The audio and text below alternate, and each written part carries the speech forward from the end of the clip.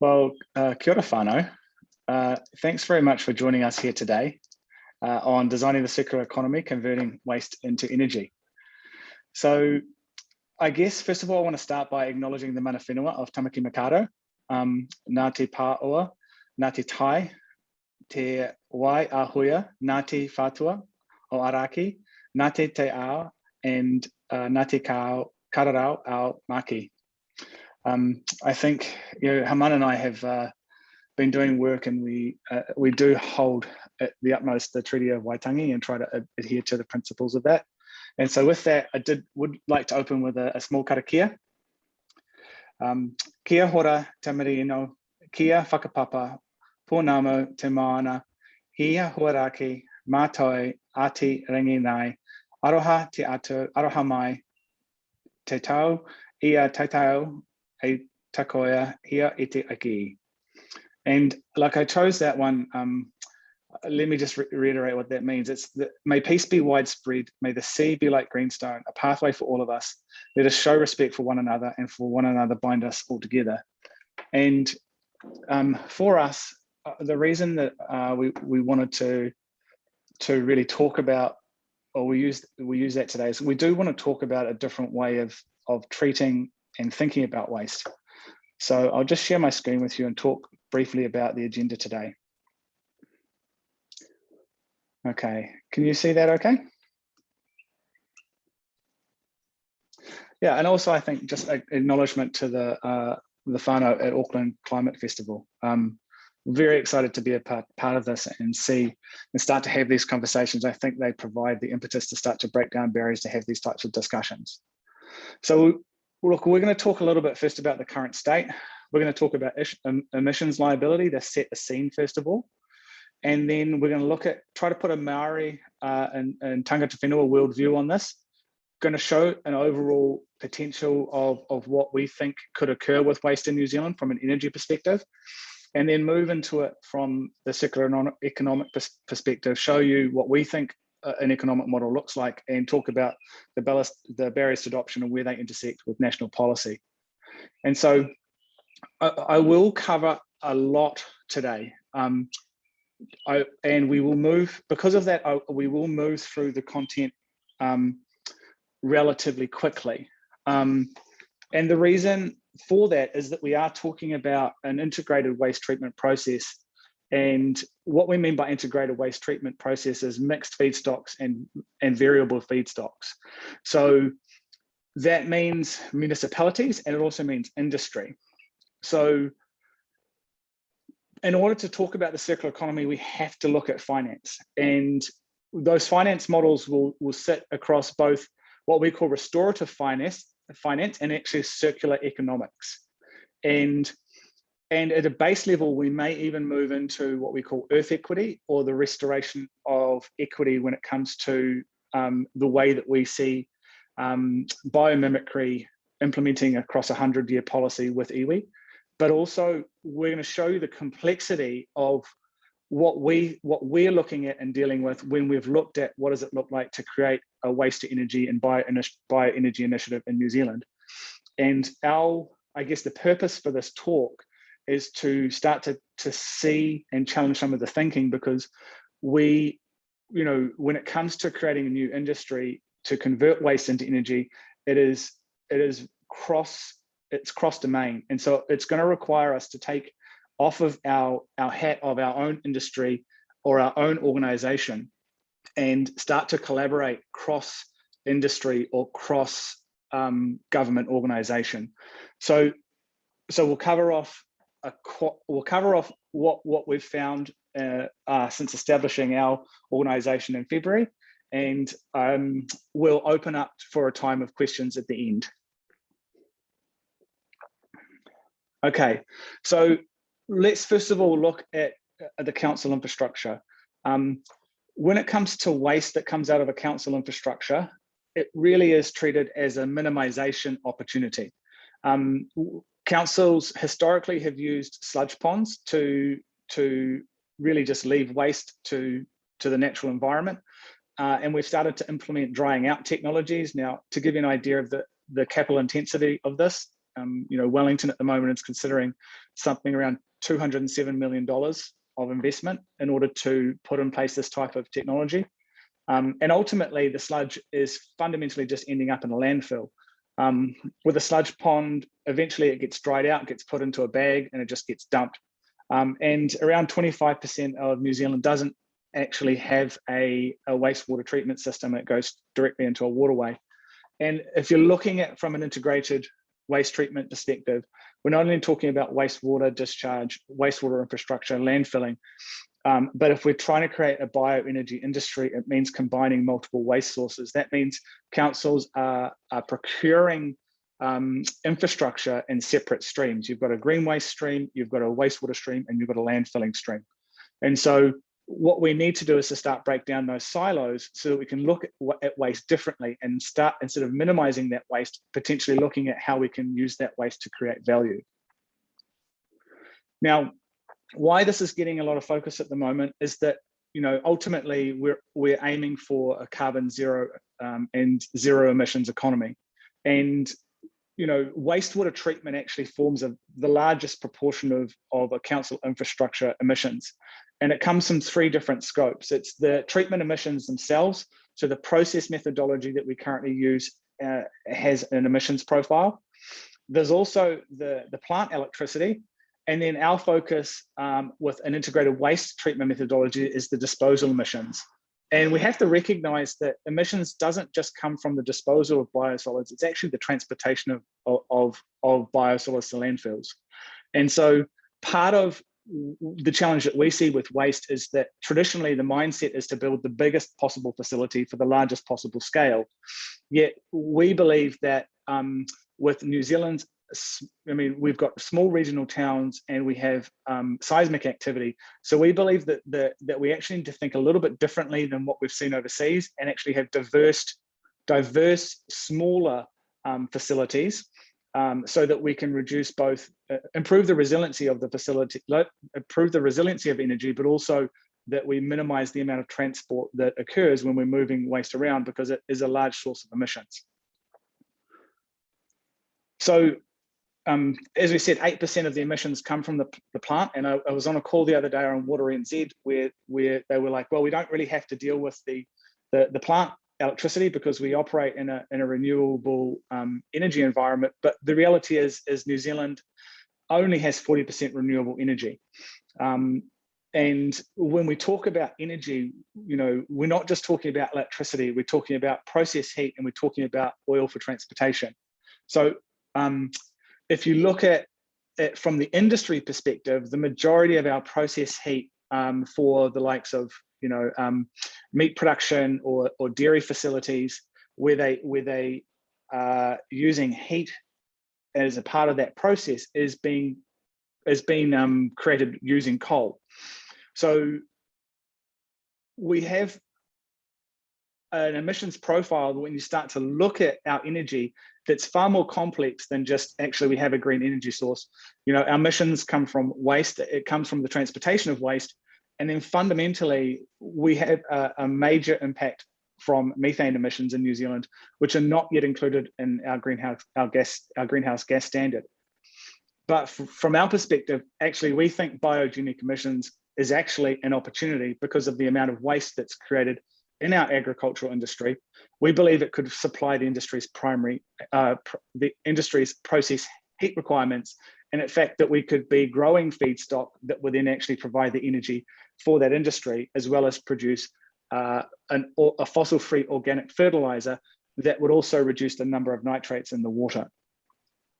So, a recent study from Becker, First Gas and Fonterra, looked at what was the energy potential of waste in New Zealand from municipal waste, industry wastewater, agriculture, and landfill gas. And they believe that it could provide us between 7 to 8% of our natural gas needs.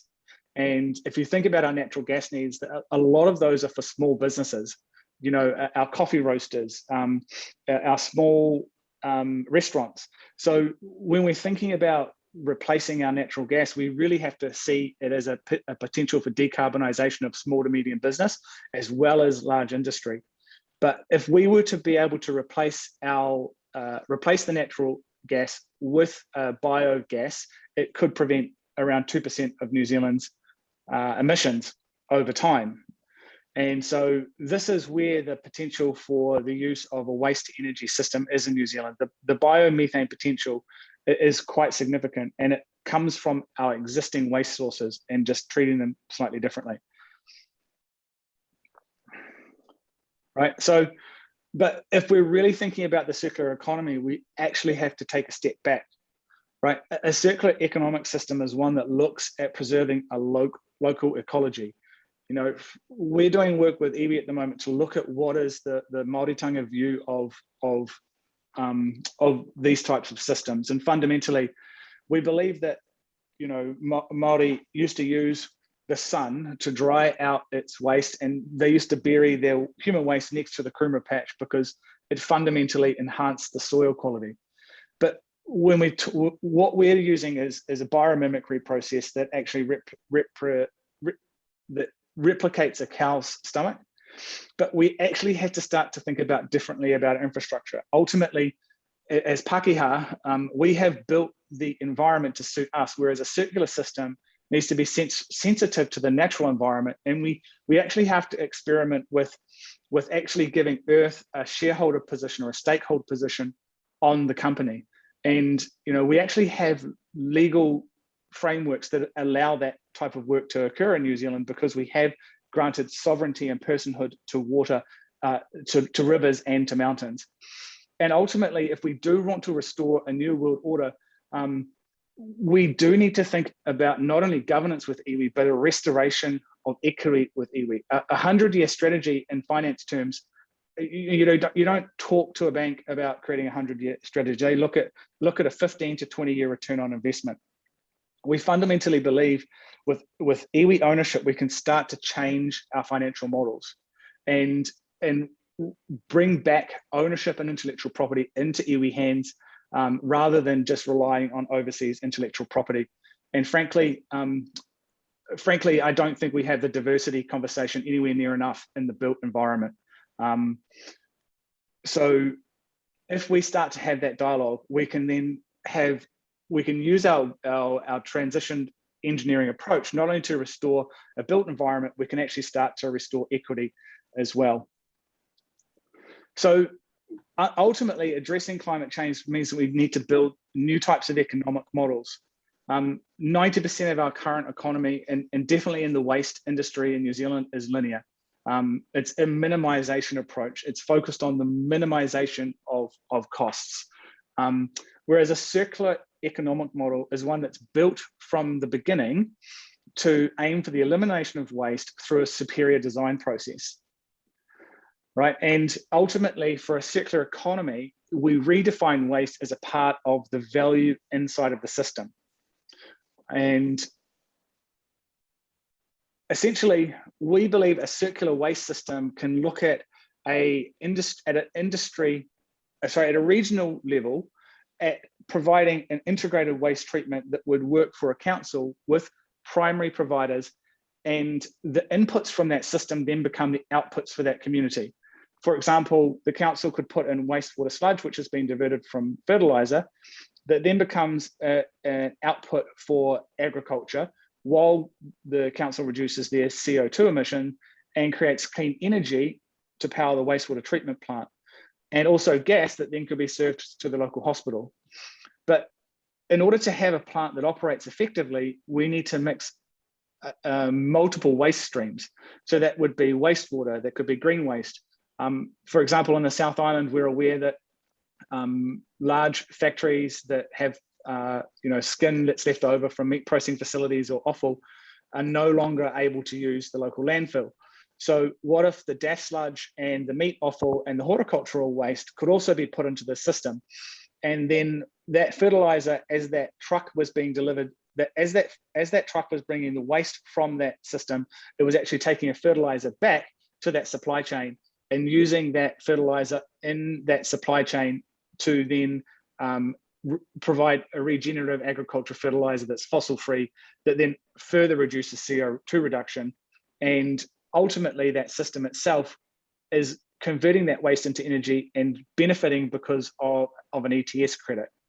So at a system level, if we're looking holistically at a municipality, what it's then starting to do is to break down those barriers for conversation between councils and industry to start to address the system together and inherently move us away from what we call an ownership model to a stewardship model, so we can make more efficient use of infrastructure through more progressive approaches to business models, which are inherently circular by design, and outperform the linear economy. We don't believe that a circular economy can exist unless it outperforms the linear economy. So, and realistically, transitioning the built environment is a matter of, is not difficult. There's two examples that we see at the moment of an issue of sea level rise in South Taranaki, where there's an effluent pond right next to the ocean, right next to a processing plant, or in the South Island, where there's an industry treatment pond right next to a council treatment pond. So the transitioning of the built environment is a very logical solution because of the fact that on the left, for example, this is a small regional town. There's no need to duplicate infrastructure. And on the right, fundamentally, the council is going to face a capital cost for a risk of sea level rise. Why would we not look at different economic models where there's a combined use of capital, right? To consolidate the capital spend while addressing the climate and waste compliance and using the circular economic principles to actually have a positive benefit for both providers to reduce their cost structure. So from a circular economic perspective, what do these fundamentally look like? Now, we're making some basic assumptions around ETS and some land application standards which just have currently stalled in New Zealand environment. And if you look at the latest Infrastructure Commission guidance, if we were to be on par with the UK, we're actually well behind when it comes to our emissions rates. And I think this model, when we built this for a council, was around $36 per tonne. But an integrated waste treatment plant, it takes a combination of revenue from gate fees, fertilizer sales at a commercial rate. It's got biogas sales and carbon offsets that offset its variable costs of labour and a finance cost for capital, and then deliver a positive EBITDA. So the built environment itself allows us to start to think differently about how we would build infrastructure because of the fact that it's not a cost base, and it starts to allow us to use different financial models, which means that we're not looking at an increased capital cost for infrastructure. It doesn't have that flow-on impact through to rates. It allows the reduction of greenhouse gas emissions to contribute to sustainability, but it also has a social impact to the community because we have moved to a new model for the processing of waste, which decreases the amount of land that's required and speeds up the processing of waste. And importantly, you know, in Tamaki Makaurau, for example, we need to find a pathway to preventing discharge on tapu land. And you know, the more that we think about an old methodology of transporting waste into a new piece of land somewhere else, we're still staying in the status quo, right? So this is why we believe, you know, providing equity for iwi in these projects actually is about restoring kaitiakitanga, but also is aligned to restoring social justice. And from a Three Waters perspective, we need to look at new innovative models as we come into a way of changing our water infrastructure and centralizing our compliance on that. But there are challenges for that. You know, fundamentally, our ETS does have a default emissions factor and an energy allocation factor, but neither of these have been tested. I'll give you a simple example of that. It means that we could put a plant on a landfill and we could send a truck with wastewater sludge to that landfill, and therefore we could claim an ETS benefit. But if we put that plant on a wastewater site and we took the truck out of the process, because of the fact that the wastewater site is a biogenic emission and the landfill is subject to ETS, you could claim it if the site was on the landfill, but you couldn't claim it if the site was on the wastewater treatment site, right? So we need to start to test these concepts in a commercial environment. And realistically, we have targets for biogenic methane, but New Zealand, I think, will have a new view on what we need to do with biogenic methane once we come back from COP26. But we need to start to redefine investment and redefine investment models. We were involved in a recent RFP for a master water plan, and the types of questions that are being asked in the GET system around RFPs are not focused on create a new industry. They don't focus on waste maximization, they focus on minimizing compliance. So if we really are going to see the adoption of circular economy in New Zealand, we need to start to look at how we change these policy environments in order to ask different questions in those RFP processes. And historically, we actually know that we've had low adoption of these types of technologies because we've had abundant land, energy has been cheap. And ultimately, climate change hasn't been well understood until now. Historically, the types of technology we're talking about, which includes anaerobic digestion, hasn't gained traction in New Zealand, mostly because of the fact that we treat waste as a single feedstock. And when we treat it as a combined feedstock, we can maximize the carbon and nitrogen yield and increase the amount of methane that comes from that waste feedstock. So by treating waste in silos, we've actually prevented the adoption of bioenergy in New Zealand. And because there's been a perceived green nature of our energy, and it's been relatively cheap, it also hasn't provided an environment that has facilitated the demand for bioenergy over the last 20 years. And fundamentally, New Zealand is behind when it comes to the world adoption of this type of technology. However, when you look at drawdown.org and look at the number of ways that we're going to prevent climate change, large-scale anaerobic digesters are forecast to increase by nearly 700% up until 2050. So it's a really obvious place, we believe, to look because of the fact that we are an agricultural nation and have a large abundance of agricultural waste and human waste, and it's not going to go anywhere. But we need to think about what are the differences between the European and Chinese or Indian environments where this type of technology is used, and apply the technology to our environment and take into account our local seasonality and the fact that we are actually needing to create waste treatment solutions for small municipalities. So these big sites aren't going to solve our problems if we just continue to transport waste around the country. So it means ultimately, if we're looking at circular economy, we need to start to look across the different government agencies when it comes to policy.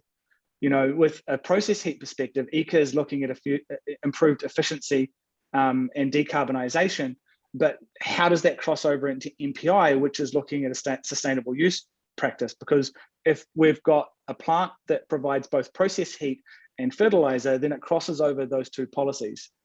Right. Ultimately, if we're building new plant infrastructure and trying to raise up the competency in a region to understand what a bioenergy plant and how that would operate, then that sits across MB, and Ariake has had a huge investment from MB to look at how do we convert from fossil-based fuels into renewable sources.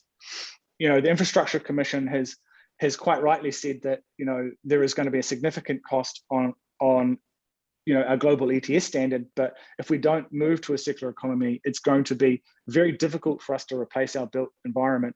And ultimately, MFE has a huge focus on waste minimization and greenhouse gas reduction, and inside of that, the water security.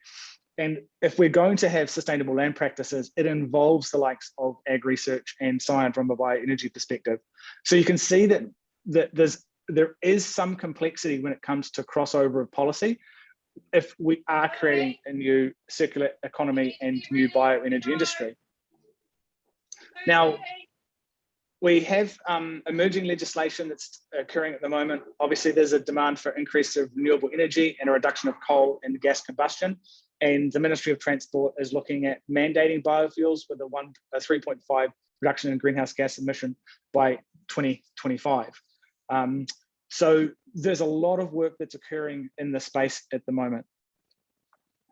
But ultimately, we think the opportunity is with Te Mauta Arawai, and with the wastewater focus occurring from November 23, and the fact that local authorities must now actively engage tangata whenua in freshwater management, we believe that it's more important than ever to work with iwi to establish new practices and principles that address the issues of discharging waste onto tapu sites and find new solutions where iwi can work in conjunction with council for a different land use. So ultimately, we believe that an integrated waste approach will using scientific first principles can start to solve some of our underlying challenges of waste management, create economic, efficient solutions built at a viable commercial size for local councils that suddenly start to help us reduce our reliance on chemical fertilizers, to reinvigorate the soil with nutrient-rich fertilizer, to reduce the demand of on-farm water and reduce the amount of nitrates that are going into our waterways, and provide a clean energy source which completely reduces the emissions of wastewater treatment, both the discharge of waste into landfill, the transports associated with that, and then the energy of the plant to minimize and create a carbon zero waste wastewater system for councils, which will then help us with enhancing our water security, provide us with a clean and resilient energy system that helps us improve our quality of life and fund our aging infrastructure. Okay, thank you very much. As I said, we would cover off quite a lot of information, so I appreciate you kind of taking the time to sit and have the conversation with us. I'm going to take a breath and a drink of water, and then open up the space for us to have a dialogue. I'm happy. What I would like in this discussion is for you to put your own hat on. Inside of our talk, it was designed to show you a potential way that you could interact based on where you sit when it comes to bioenergy in the industry or the government place that, or government agency that you sit in. I would ask two requests. One is to contribute any knowledge that you believe is relevant for the conversation. So you may contribute specialized knowledge, or to ask a question so that you can understand something more that we might have covered in the talk. So yeah, thanks very much. And I'll open up the space. Harmaan, if you can just look for raised hands or take care of that, that would be great. Thank you, Matthew. In the chat, we have a question from Jenny Marshall asking if we're referring to anaerobic digestion or some other technology. So yes, we are referring to anaerobic digestion. What we have done, however, is sought to optimize the system to handle mixed and variable streams of waste to allow the system to operate around the year, depending on what biomass is available.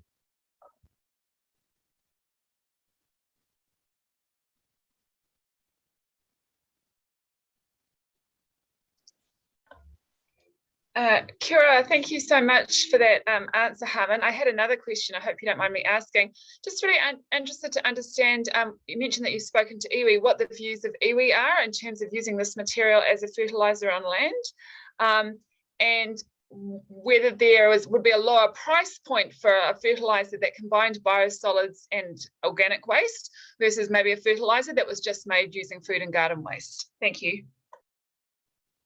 Thank you for that question, Jenny. What I can say is that our engagement with iwi is ongoing.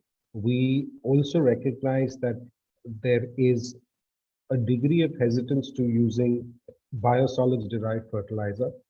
However, we do have a technical solution to this, and that is that we use a step in our process called thermal hydrolysis.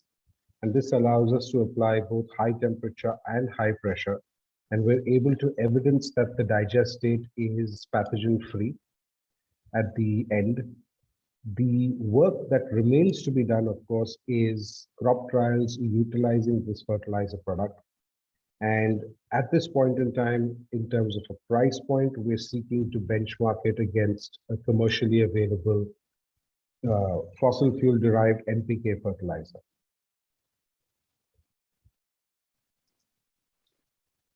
Yeah, I think, Harmaan, to add to that, there are actually two fertilizer outputs. So one is the digestate and the other is the nutrient-rich fertilizer. Would it be wise to speak to that?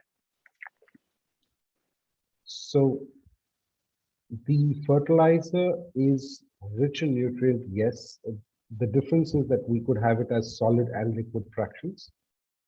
So solid fractions can be used to rehabilitate forest land. To a certain degree, this is already happening in New Zealand. And the liquid product is what remains to be tested for its applicability to growing other kinds of crops.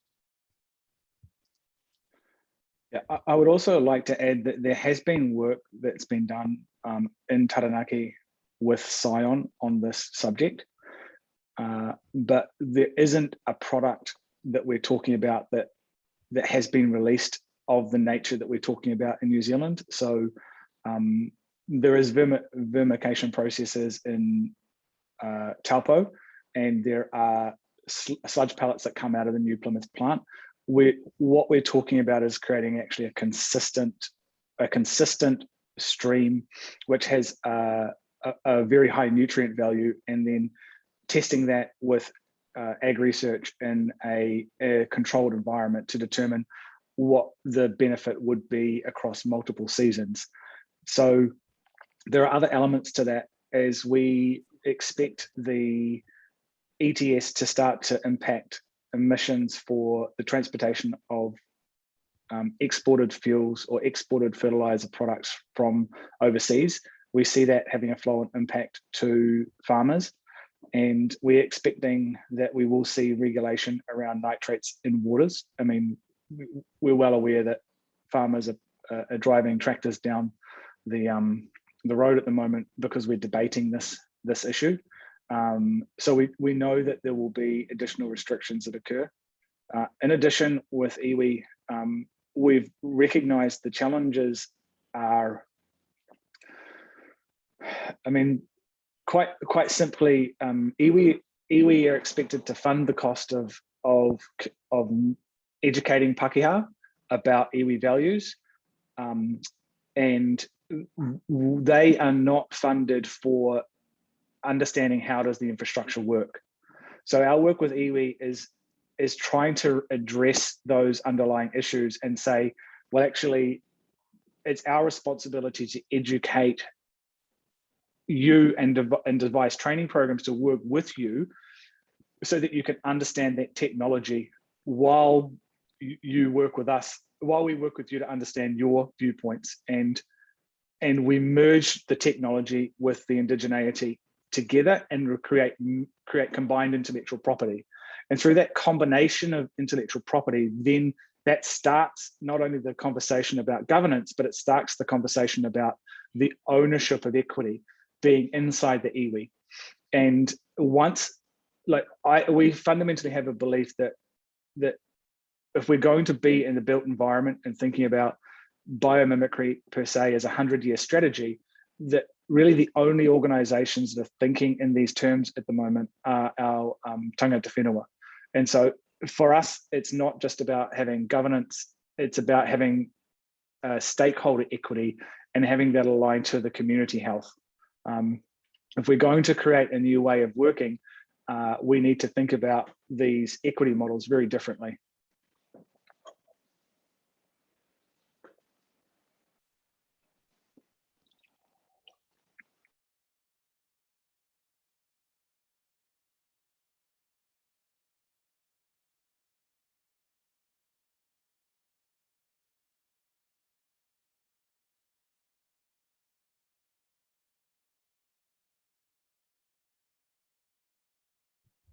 Are there any more questions? We're happy to answer any and all questions that you may have. And we're also eager to learn from you.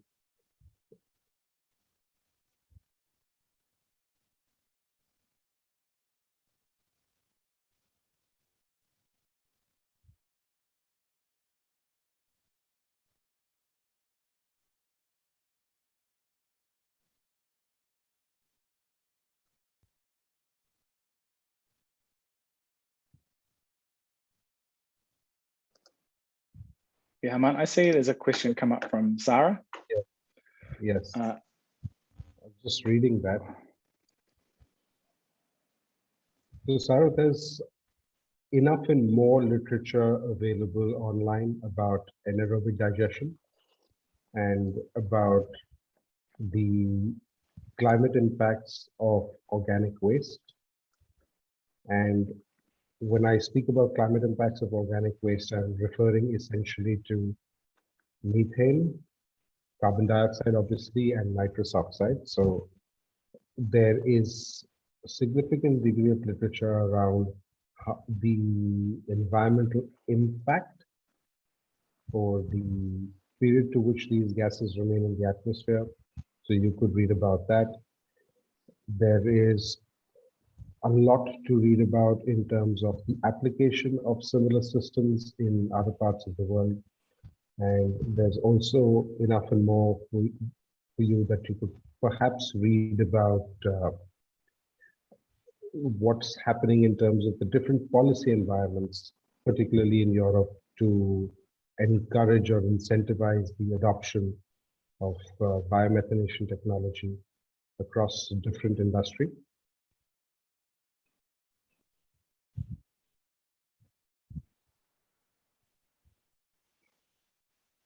Yeah, Sarah, there are also some videos of previous talks that we've held. About a month ago, we had what we call an EHF live session. Harmaan and I are both part of the Edmund Hillary Fellowship, which is how we met. And through that, we had the opportunity to hold a session last month with Dr. Paul Bennett from Scion around bioenergy per se and the particular use of bioenergy. Today, our focus was more on the circular economic principles that we're talking about. I would say that the place to look for circular economic information is actually the Sustainable Business Council. I think the circular economy itself, we have actually found people quite skeptical about the approach that we're taking. Fundamentally not because of the nature of the technology, but because of just that it's not been done here before. So typically we point people to some of the work that's been occurring in Australia. But if you're interested in that, there are white papers around what the global bioenergy industry looks like. But take into consideration that each of those has local market economic conditions, different subsidies. For example, Harmaan, correct me if I'm wrong, but I think it's Germany where around 50% of the cost of the energy is subsidized by the government.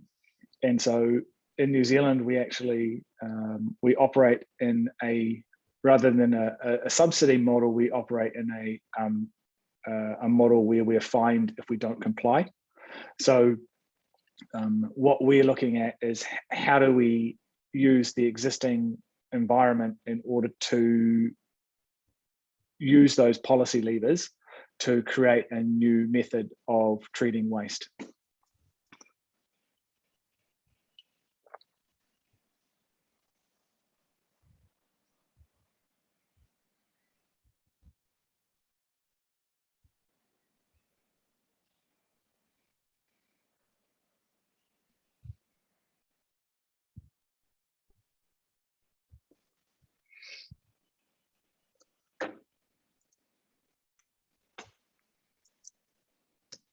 Thank you for your question, Anne. I think that's a fabulous question. So Anne asks about how this method sits in the hierarchy for waste disposal. And yes, so typical waste to energy plants, and it's a euphemism that's used to refer to, in most cases, incineration or combustion plants. And there the focus is on inorganics, so essentially paper and plastic that cannot be recycled. And then that is combusted, and the heat generated from that combustion is used to produce steam to drive a generator to produce electricity, hence the misnomer waste to energy. The system that we're speaking about is a true circular economic system. And like we said, we're looking to harvest the energy potential and the nutrient value from that waste. In very simple terms, the waste which would otherwise go to a landfill and give out greenhouse gas emissions through the built environment of an integrated waste treatment plant, you're capturing those same emissions essentially, but now you're utilizing the methane that you've captured through the process as a fuel. So you have prevented that equivalent methane from being released into the atmosphere, and you have recovered energy that can be used for some valuable purpose, either to run a wastewater treatment plant or provide process heat to a meatworks, whatever the use case may be. Secondly, you also harvest the nutrients, and here we refer to primarily, obviously, nitrogen, phosphorus, and potassium, but you're also sequestering a degree of organic carbon, which then goes into the soil. And what we see with this is it creates more neutral soils, and this reduces the water use on a farm. So this leads us through a virtuous cycle. What happens with the use of chemical fertilizers is that most of them are produced using fossil-derived energy. That's the one immediate impact.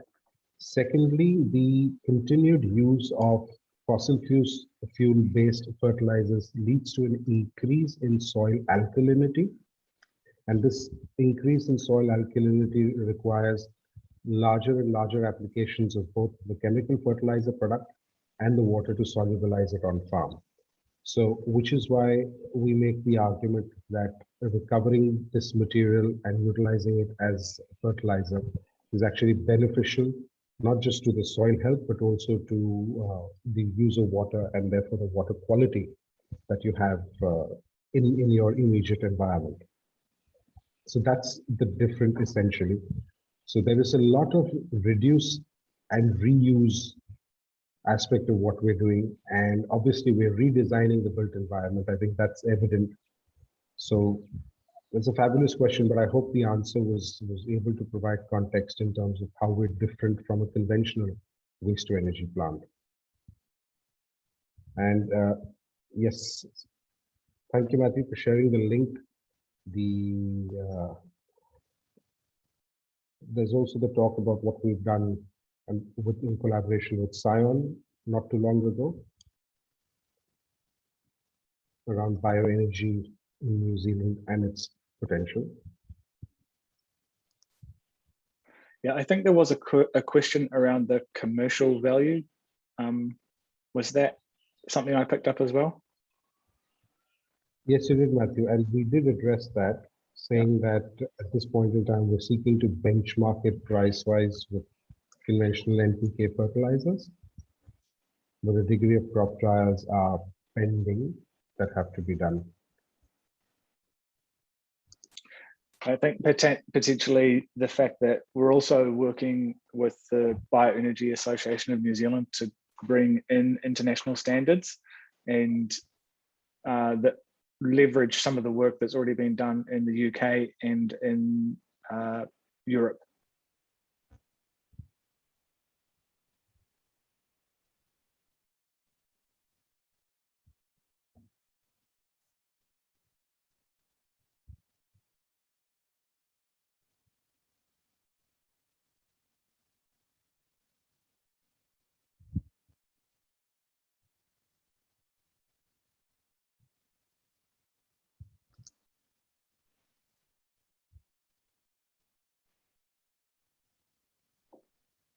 Yeah, I'd be interested to know who we have in the room.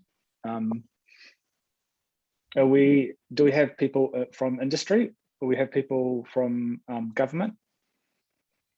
If possible, if we've got anybody, I'd be interested to know where these types of conversations are already happening. If there's policy discussions that we could be getting involved with. We know the types of commercial model we talked about do require some policy change, some validation of our understanding of the ETS, as well as the land application of biosolids. Those two things are work in progress, but highly relevant to, I guess, the current policy, request for policy around emissions.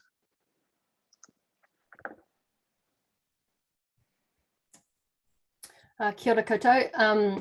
I'm Anne Pizarro. I'm from MFE, and I currently work on the New Zealand waste strategy and legislation, waste legislation that's currently up for consultation.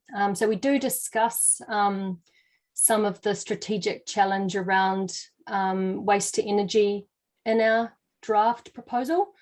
So yeah, I fully encourage you to have a look at that and feedback on some thoughts around that, and how that might sit within a sort of waste related circular economy. I can't speak to the biosolids to land piece, but I can talk a bit more, speak a bit more to the, and I guess give another plug to the emissions reduction plan. And in particular, there's a chapter in there on the circular economy, and in the discussion document for the emissions reduction plan, it does talk about you know, the circular economy being a cross-sectoral shift or transition, and that's really important to note, and that's well recognised within government that that is the case, and it's quite a big, lofty transition. So it will take a lot of hands-on deck and thinking around alternatives and solutions, I guess. So yeah, so that's my piece.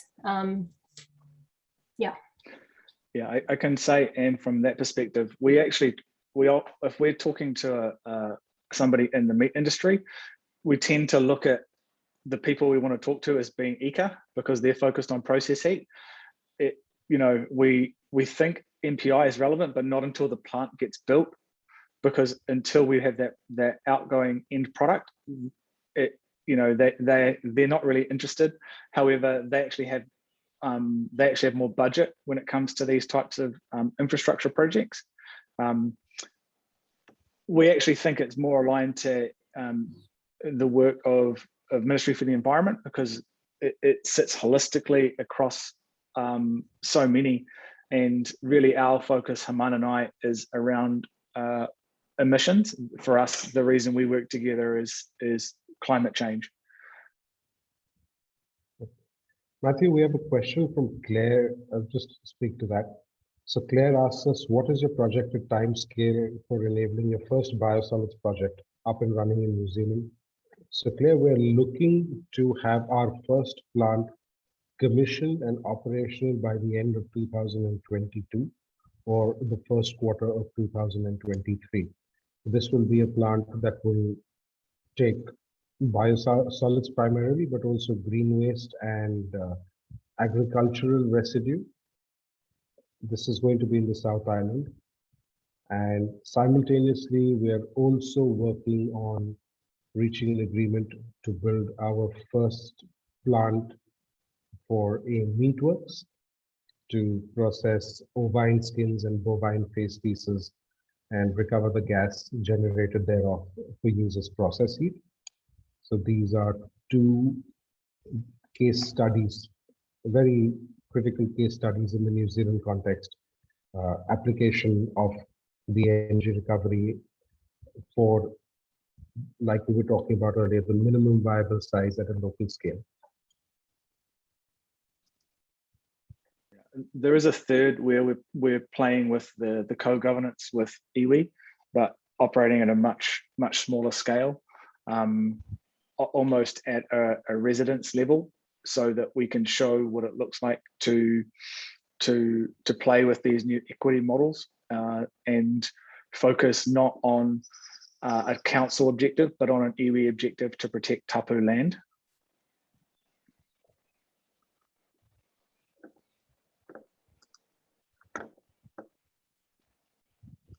I think we have another 7 or 8 minutes, so please do ask us any more questions if you have them.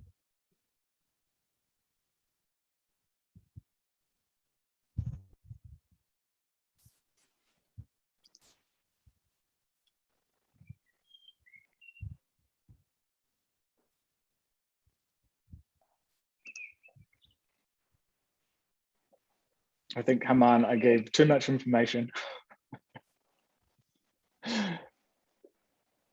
Well, there's more. There is more. Yeah, I mean, look, rather than because we do have people staying on the call, so if people aren't dropping off, I'm assuming they're still interested in the subject. Yeah, if you want to know a little bit about the backstory of the company, we can talk about that. Harmaan is actually based in Pune, India at the moment, stuck outside of New Zealand because of MIQ. There's a lot of R&D work that has gone into this, and in particular, the key for us is the treatment of mixed and variable waste sources. Mixed waste sources have been really traditionally, that's been the issue with New Zealand anaerobic digestion. It's been treated. I can tell you about a winery in the top of the South Island that they shut the system down because of the fact that they couldn't make the economics work. There is the use of anaerobic digestion on existing wastewater treatment plants, but it doesn't provide sufficient energy to power the plant. So this is why we believe what we call a decentralized approach is required, and why we think combining feedstocks is the key to maximizing energy yield. This is not something that's been done in New Zealand previously, which is why we are looking to work with government stakeholders to undertake it as an R&D project. But once that R&D phase is completed, the company will move into commercial operations. And at that point in time, we are very clear that the company can operate based on what I call a traditional project finance model. What that effectively means is that councils don't need to outlay capital for the infrastructure, and they can fund it out of their existing waste operations costs. And that's, when it comes to a procurement model, it's not something that people in councils or in industry are used to. Fundamentally, somebody saying, actually, we don't need any capital up front. As long as you contract to us based on your current waste rates, we're comfortable that we can provide a solution to deal with that by extracting the value from that waste. And so what it does require, though, is us to have multiple streams of waste. And if you look at the council example, your sustainability manager is a separate function from the landfill manager, which is a separate function from the wastewater treatment facility manager, and sometimes the landfill manager also looks after the green waste system, but then there's somebody else that does the food waste system. So inside of councils, we still treat it, and we taught to treat these systems as waste silos rather than consolidate them. And so you can imagine inside of the New Zealand GET system, what comes out is a request for the treatment of a single waste stream. And we see the same thing occurring inside of industry. A particular meatworks operator that we're working with has a need to deal with offal and skin faces, but the dash sludge they already send through into a different process. And the reason that they need a new process is because of the fact that the landfill is no longer accepting this waste source. So when they're in the conversation with us, they're saying, well, we actually only need you to treat this waste source. And we're saying, well, actually, if you want to create sufficient process heat and sufficient energy from that project, what we want you to do is to think about combining waste sources. Now, at this stage of the project, we're not taking on a commercial volume. We're not taking on an entire municipality of load. What we're showing is a technology demonstrator that could operate at a small commercial scale. And the reason for that simply is that in New Zealand, we operate the built environment in a very relatively risk-averse manner. And so we have to evidence that to New Zealand that the work we've done previously in India is relevant for the New Zealand context.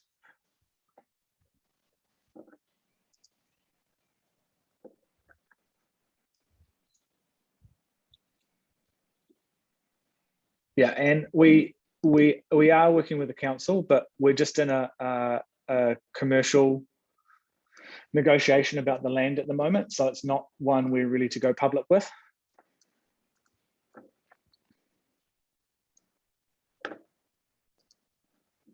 Yeah, and we also have ongoing work with partners to do education around that with councils as well.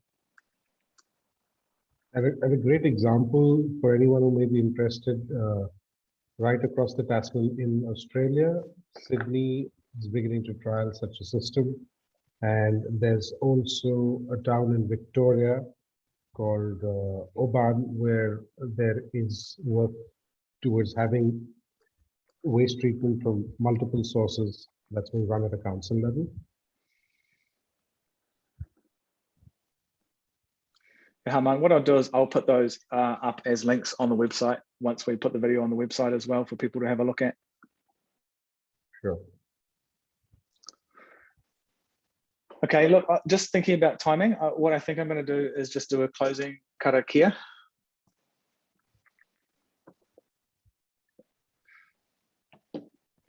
Sound good to you? Yes, please. Great. Well, I just want to thank everybody for taking the time out of their day to come and have a listen to the work we're doing. I hope it was provided some value and was, educational.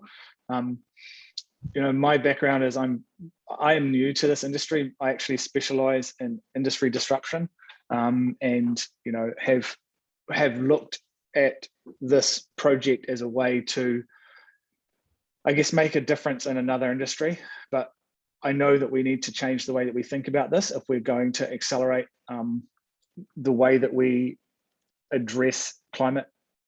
Fundamentally, we are in a very short space of time to prevent emissions reducing from, like we really only have 9 years to prevent irreversible impact. So if anybody on this call is interested in the work we're doing, we would ask you to follow us on LinkedIn and to reach out. You personally may not be involved in this type of work, but you might know somebody that is. We are looking for investment capital through the Edmund Hillary Fellowship at the moment, and we are looking at partnerships with industry providers and to educate, I guess, the engineering fraternity of New Zealand that we can approach the built environment from a different perspective. So if you know anybody that's involved in the infrastructure and engineering space that might be interested in this, also please refer them to us. When we're taking on this type of challenge, we are open to working with all parties. When we're creating a new industry, it's those of us that think similarly to us are our allies. We don't really see people that that would look like our traditional competitors as competitors to us, because we're trying to change the status quo.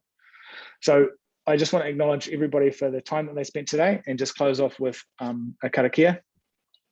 Kia tau rangamari kia ranga ana iwi o te au. And that means let your peace reign on all the people of the world. So with that, I'll close off today's session, and thank you very much for spending your time with us today.